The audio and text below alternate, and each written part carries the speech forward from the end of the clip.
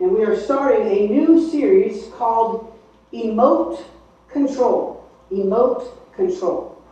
And as we look at this series, we're going to be looking at the fact that a lot of times in our lives, emotions can get us out of whack. Now, emojis. Emojis are what these little faces, little icons and things that oftentimes we use in texting and emails nowadays, it seems like. And these little icons share quickly and very creatively sometimes the way in which we're feeling or some way in which we're trying to communicate about what's going on. And so when we're happy, we put a little smiley emoji. When we're I don't know, does that look tired to you? Content. Content, there we go. When we're content, we put a content emoji. When we're in love, we have some heart emoji. When we're maybe snickering or, I don't know, angry. Angry possibly? Mischievous. See, when we don't know how to spell. When we don't know how to spell mischievous, we just put the little symbol there. Maybe when we're a little angry, we have an angry one, or when we're just trying to be funny, we put a funny little emoji. But oftentimes in our lives, we go through, depending upon where we're at in our lives, we go through different emotions in our lives. And sometimes they're reflected in little emojis that we put in text messages, and other times they're reflected in how we treat people around us, how we react to different things and situations around us, based upon the way we feel. Based upon the way we feel and our emotions, oftentimes, it helps us or detracts from us from making wise decisions in our lives, depending upon our emotions and how we feel. Now, when it comes to emotions, we have to realize that not all of emotions are bad. And really, emotions are, we are each created in God's image, and we each have emotions. It's a way of reacting, a way of which we react, and a way of even coping with some of the things that go on in our lives. The difference is that sometimes when we allow our emotions not just to benefit us or help us to make decisions or help us in to express our feelings, but we allow them to take over us, to consume us. And when we allow our emotions to consume us or to control us in the decisions that we make in life, oftentimes there's negative consequences. And we don't choose things wisely. We get our lives out of whack oftentimes when we allow our emotions, our feelings to control us. And the key that we have to have in order to help get a hold of and control our emotions is we need self-control. We need to put into place in our lives a little bit of self-control so that our emotions benefit us and don't get out of whack and consume us and become a negative. Proverbs. We're going to be, this whole series, this short series that we're going to be looking at these Emote Control, we're going to base this series off of Proverbs 25:28. Proverbs 25:28. A person without self-control is like a city with broken down walls. Now, in ancient times, we know that walls were important. And we don't have walls most of the time around our cities anymore. In fact, the thing which usually circles large cities now are big old freeways, right? That's kind of our modern day wall in a sense. But really, in ancient times, walls were important because walls, they helped prevent your enemy from raiding on in. They helped to control what was going on, and helped control what was coming in or coming out.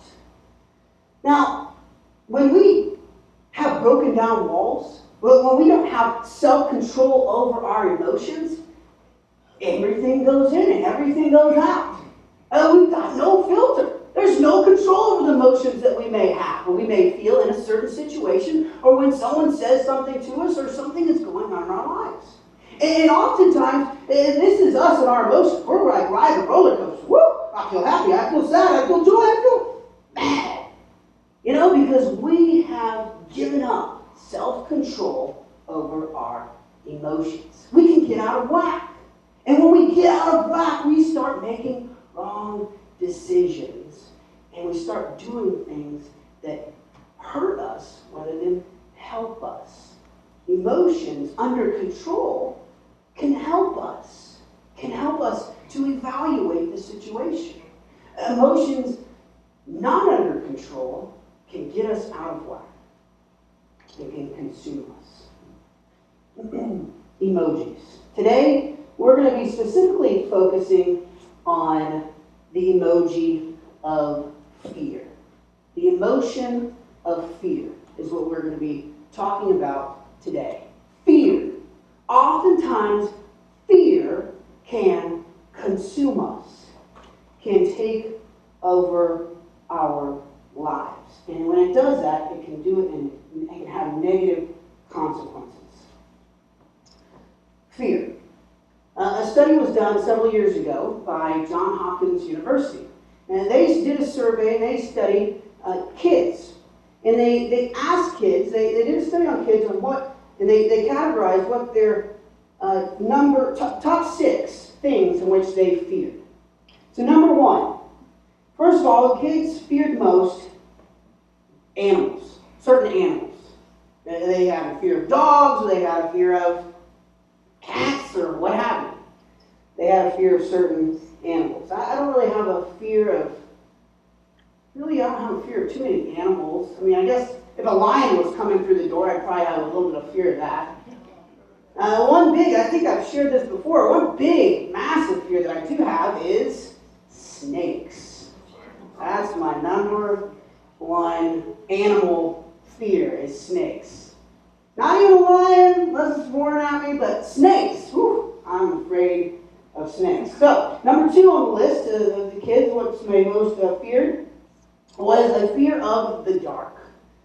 Now, maybe when I was a kid, I did have probably a fear of the dark. I remember always keeping the light on in my bathroom, which was beside my room, maybe, so in case I wouldn't, fear the dark. But not too many often. I'll say this. When watching a scary movie, Shannon knows this, because she laughs at scary movies.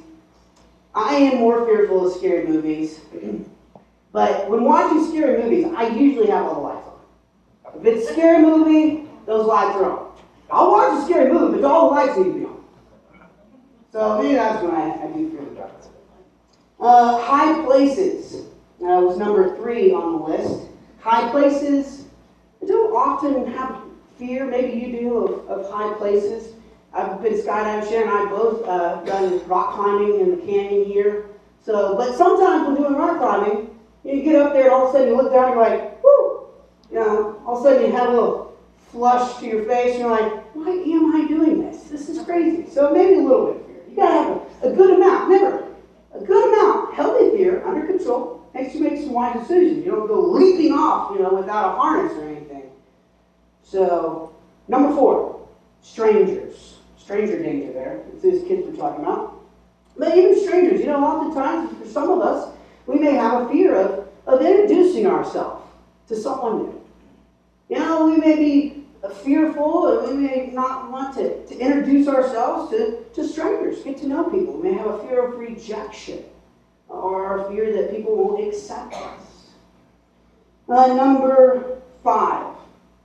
Number 5, a fear of loud noises. Fear of loud noises. Now, my ears from listening to loud music and such are already bad, so I don't fear too many loud noises. In fact, my wife really likes to play music loud. I can always tell when she's coming home because you can hear the boom, boom, boom from the bass, like literally a block down the road. I'm on the other side of the house, and she comes in the driveway, it just gets louder and louder.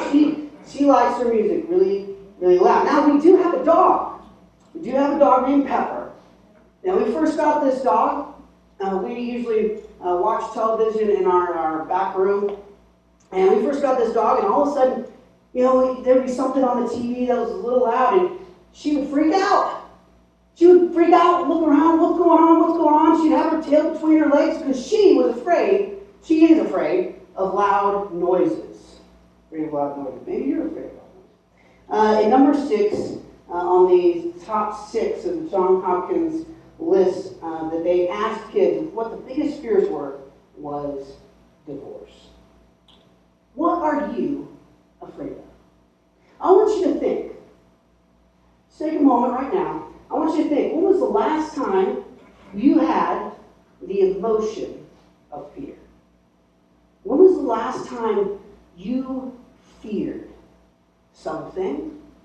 Maybe a situation, maybe someone, maybe a conversation. I want you to think about that. Put that in your mind. When was the last time you had the emotion of fear?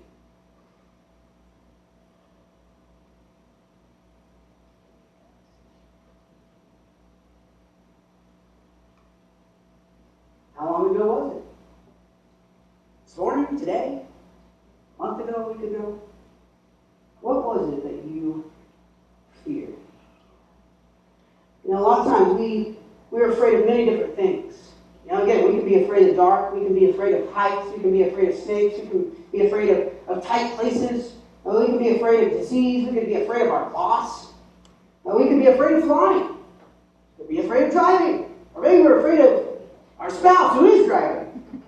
We can be afraid of insects, we can be afraid of public speaking, we can be afraid of terrorism, we can be afraid of evil, be afraid of failure, rejection, loneliness, or death. A lot of things. There's a lot of things that maybe you have a fear that's not even on that list. There's a lot of things we can be afraid of. And again, a healthy dose of fear isn't bad, but it's when we let it get out of control that it can consume us, take over our lives, and that's when we start to get out of whack and start to make some crazy decisions and do some crazy things based out of whack, out of kilter, uncontrolled emotions. And a lot of times when things go way out of whack, it becomes not to just a fear, it becomes the status of a phobia. A phobia. Definition of a phobia. A persistent fear of a specific object, activity, or situation that leads to a compelling desire to avoid it. Let's look at some phobias. One phobia I thought was interesting that I looked up here was palatophobia, the fear of baldness or bald people. That's my fear. Whew. I hate that fear. Another one, how about porphyriophobia, the fear of the color purple. Oh, that was a weird one. Chatiophobia, the fear of hairy people. Logophobia, the fear of objects on the left side of the body. Dextrophobia, the fear of objects on the right side of the body. Auroraphobia, the fear of the northern lights. Don't know why you'd be afraid of that. That's on my bucket list. I want to see those. Odontophobia, the fear of teeth. Graphophobia, the fear of writing in public. Don't know how many people write in public. That's a weird one. Phobophobia, the fear of being afraid. The fear of being afraid. Wow. And of course, arachnophobia. Anybody seen a movie? That was a long time ago. I remember seeing that movie. The fear of spiders. The fear of spiders. And again, phobias are a way that most of us don't deal with phobias. Most of us deal with fear. And again, fear is normal, but it's when we let it get out of whack that it becomes a problem. Jerry Seinfeld said on fear, the survey showed that the number one fear of Americans is public speaking, and the number two is death. And that means that Americans would rather be in the casket as opposed to giving the eulogy.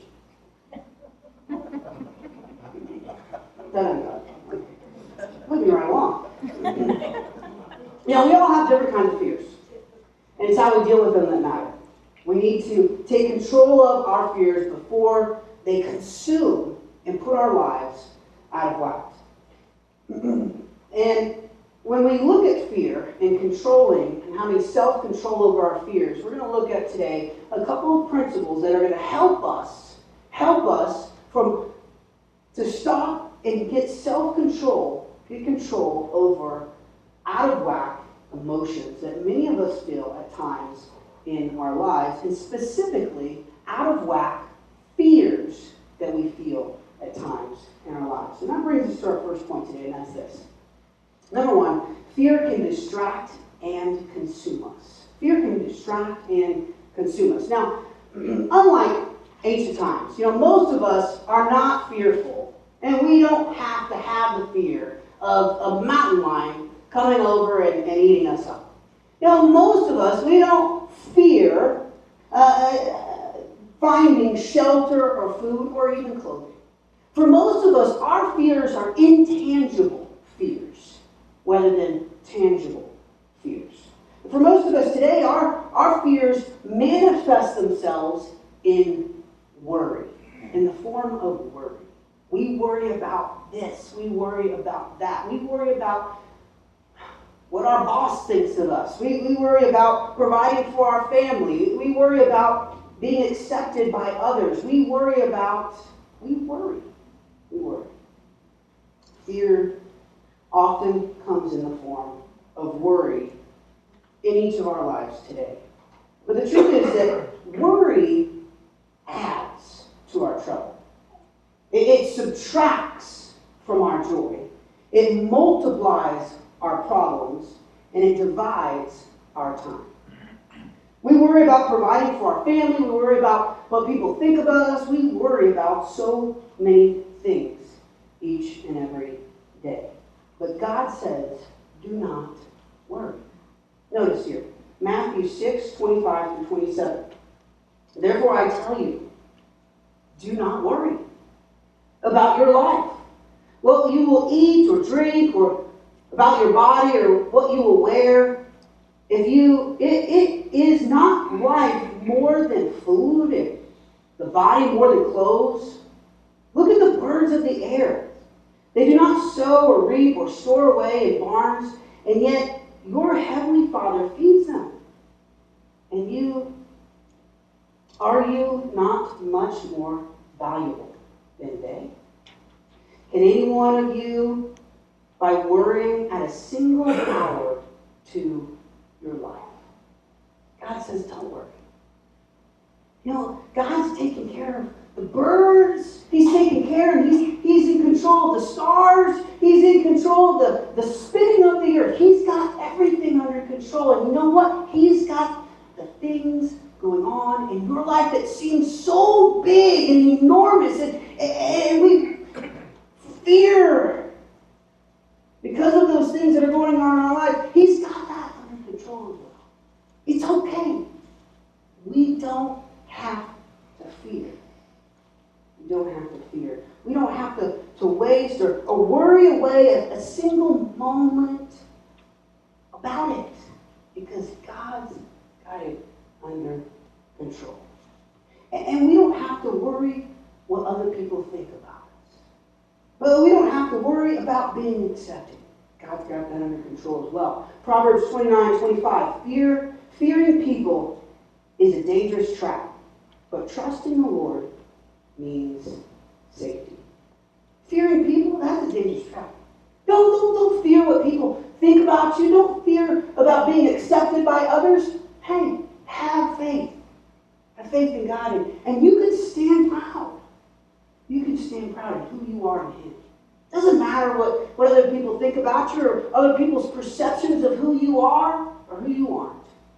God's got it under control. Don't worry about it. God says, listen, chillax. Okay? Take a breather. Don't let your emotions of fear get out of control. Just relax. Relax. Don't worry about it. I can handle it.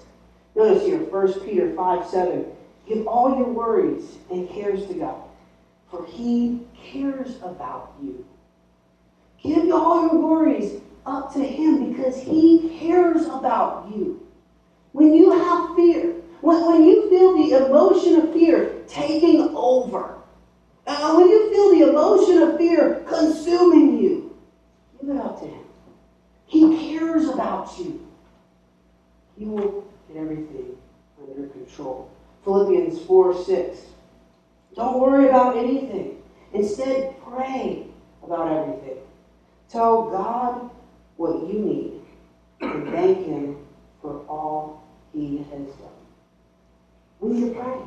And we need to just not pray about the little things. We need to pray about the big things. We need to pray about everything.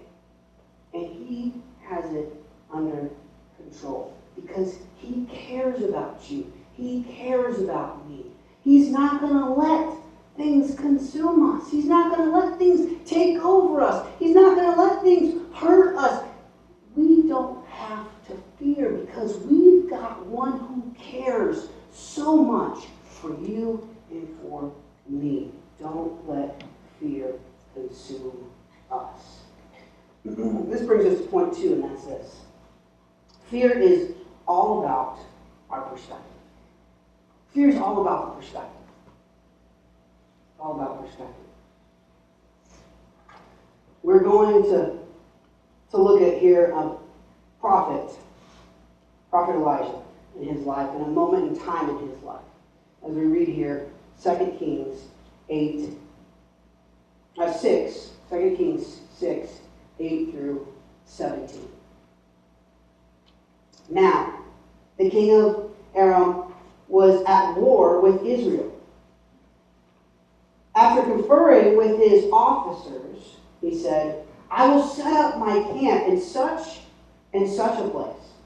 The man of God sent word to the king of Israel, beware of passing that place, because the Arameans are going down there. So the king of Israel checked on the place indicated by the man of God. And the man of God here is Elisha.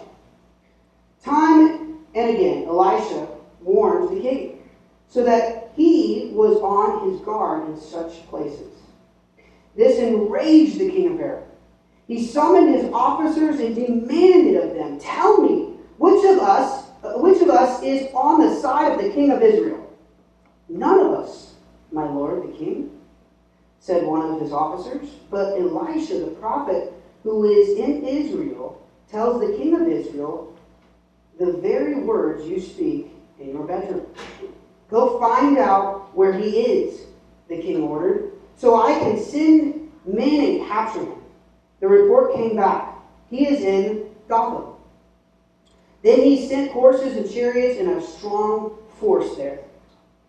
They went by night and surrounded the city. When the servant of the man of God got up and went out early the next morning, an army with horses and chariots had surrounded the city. Oh no, my lord, what shall we do? The servant asked. Don't be afraid, the prophet answered. Those who are with us are more than those who are with them. And Elisha prayed, open his eyes, Lord, so that he may see. The Lord opened the servant's eyes, and he looked and saw the hills full of horses and chariots of fire all around Elisha. This king wanted to capture Elisha because he knew his plans. He sent a force to surround the place where he was. And his servant woke up, Elijah's servant woke up and looked out the window and saw this army had surrounded the city. And he had great fear because he saw this army. He saw the current circumstances which were in his life, like many of us. And his immediate reaction, his immediate emotion was fear. He was consumed by fear. But Elisha said, oh, it's no big deal. That's not a big army. God opened his eyes to see the big army. change his perspective. And God opened his eyes to not just see first reaction. We just see right in front of us. The instant, what's going on in our life right now is all we see so many times, so often. It's what's going on right now, and that's all we see. We've got these blinders on, and all we can see is what we fear. And we don't look up. But God can help us to look up and see not just the little fear, the little thing that makes us fearful, but the fact that, man, there's so much better and there's so much bigger, that God is in control. He saw the big army of God that was bigger than this little army that this king sent out. It's all about our perspective. It's all about our perspective. So many times we look at these little things that we fear and we don't see the big God that's with us. It's so much bigger than that little thing, that situation, that person that we fear. And we allow to consume us. God says, don't let that little thing consume you. I'm bigger than that. I'm better than that. Change your perspective. I think I may have shown this illustration once before, but I remember the movie Crocodile Dundee? It's a series. I'm showing my age here today, but it was a series that was popular back in the day. And I remember this one scene. It was all about perspective.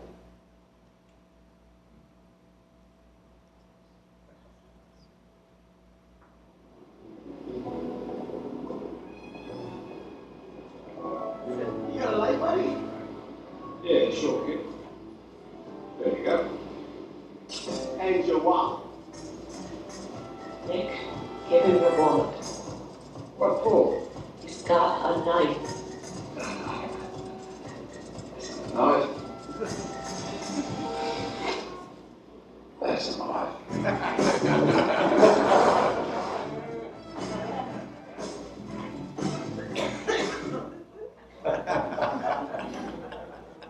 Now we serve a big God.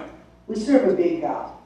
And our fears are like a little pocket knife compared to God's machete. He's got it under control.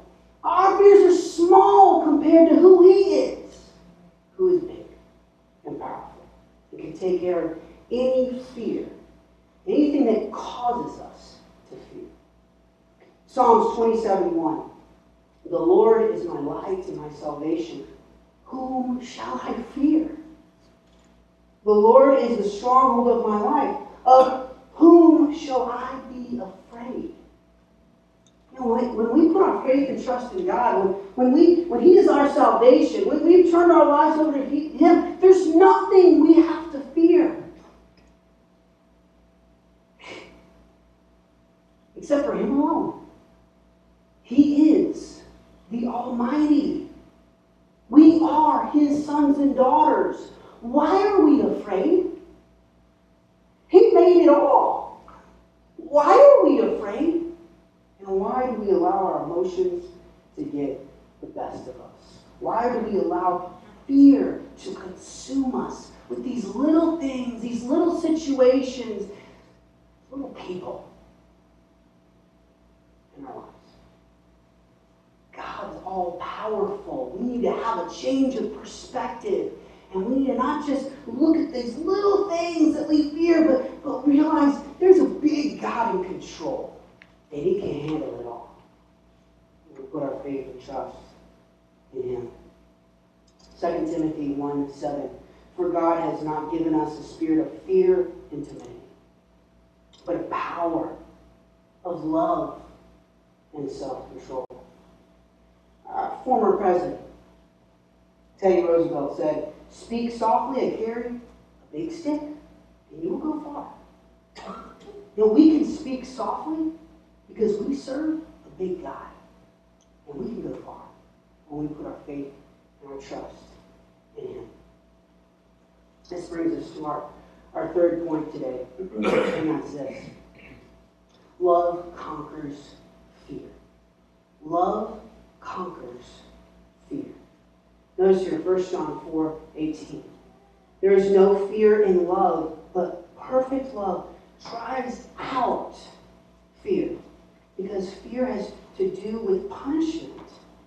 The one who fears is not made perfect in love. If you're going to allow fear to consume you, instead of allowing fear to consume you, we need to face our fears with love, with the love of Christ. Because where there is love, love drives out. Love controls, takes care of, helps cope with our fears. It kicks love out the door.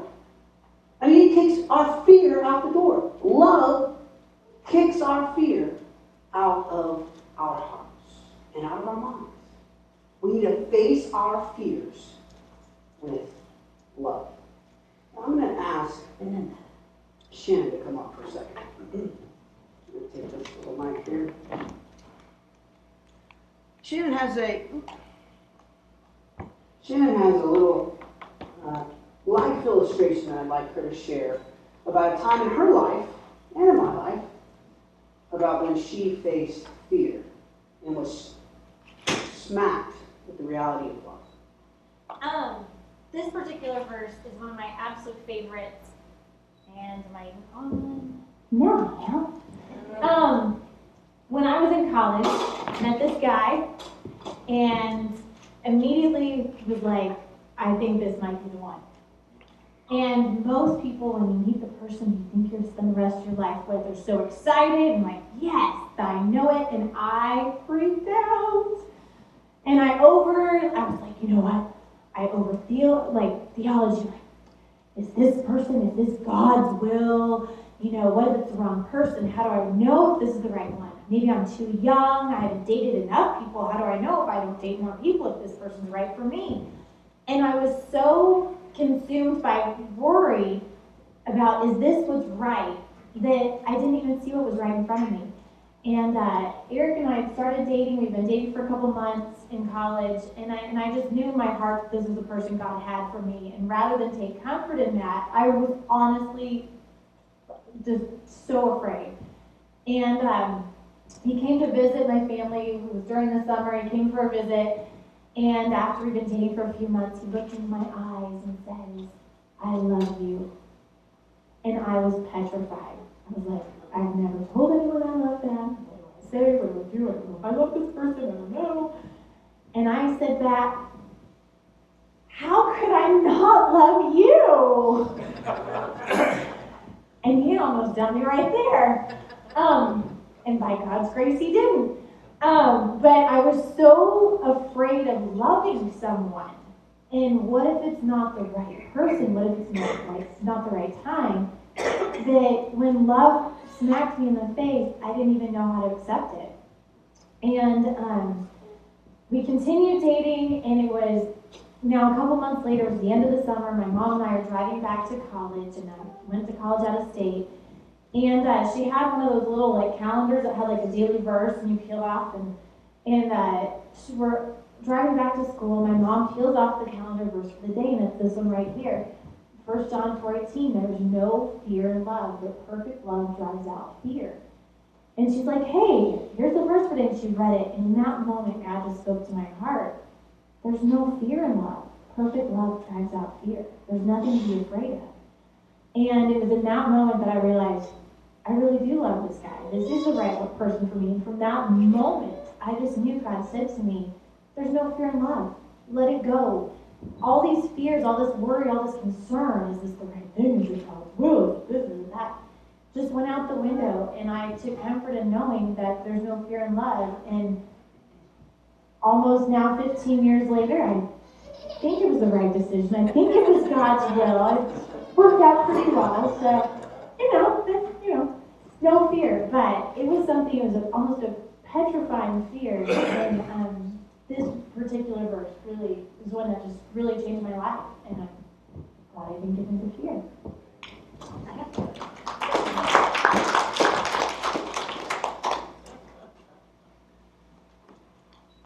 Faith is the opposite of fear. Love is the opposite of fear. And God is love. So when we put our faith, and we put our hope, and we put our trust in Jesus Christ, who is love itself, His love drives out, pushes away, and conquers our fear. What is it that you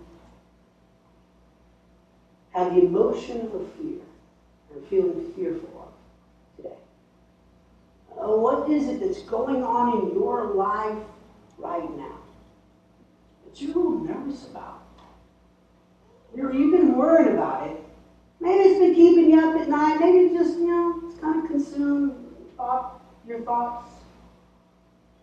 You've been worrying about that. You've been fearing about that area, that person, that conversation, things happening in your life. We need to put our faith. We need to put our hope. We need to put our trust in Christ. And He will push out the fear and worry. He will help us to manage the fear and worry. He's going to drive out the fear that is consuming or that is keeping you up at night. He will drive that worry out of your life and out of mine. He will drive out our fears. What do you need to give up to God today? What fear do you need to turn over to Him? His perspective is way different than ours. What do we need to wake up to and realize is small compared to Him? Let us not fear. Let us have faith. Let us hope. And let us put our trust and our love in the one who can take care of it all and can drive out the fear that so often consumes, gets our life out of it. Let us pray.